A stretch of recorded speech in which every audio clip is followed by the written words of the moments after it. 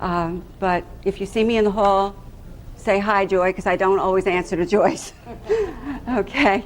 Hi, Joy. Thank you.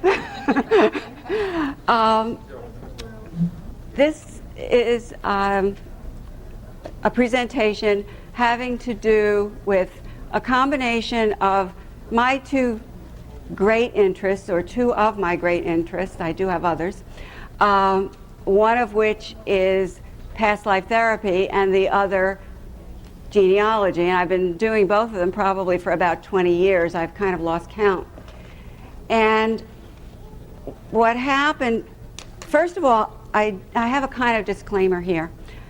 When I'm doing therapy, I am really not interested in the exact date that anything happened, or whether the name is specific enough of the past life personality. I'm interested in the emotional content of that life and what that means to the person in the current life, because we're dealing with therapy, a word which those of us from New York State are no longer allowed to use. Anyway, but once in a while, you do get some pretty specific information from a past life session. And those of us who are interested in genealogy and have a lot of interest in doing research and are just plain nosy, curious people, like to see whether we can maybe find out whether this person really existed.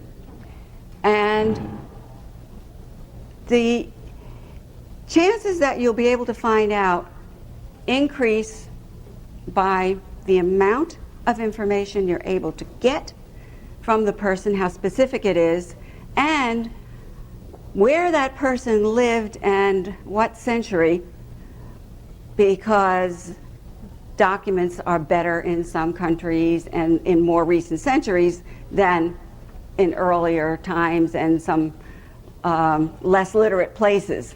So giving all of those as warnings for how difficult it is to do. I also want to say that when I told one of my students, I'm a CI for NGH, I told one of my students that I was going to do this summer, and she said, "Oh, that sounds like hard work."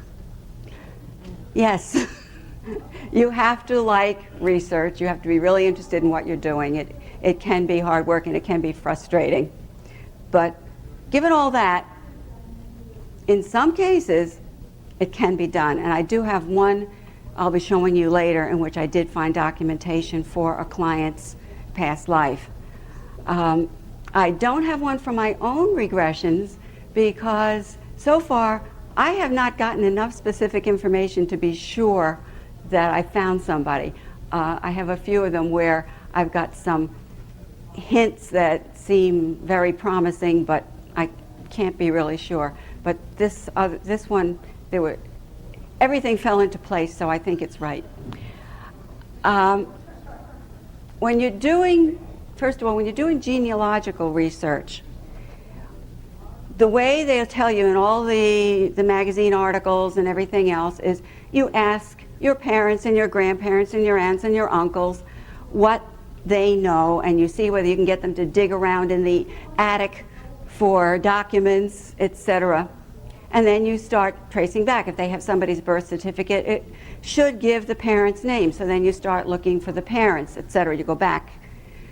Obviously, with past life, we're starting with a whole person 100 years ago.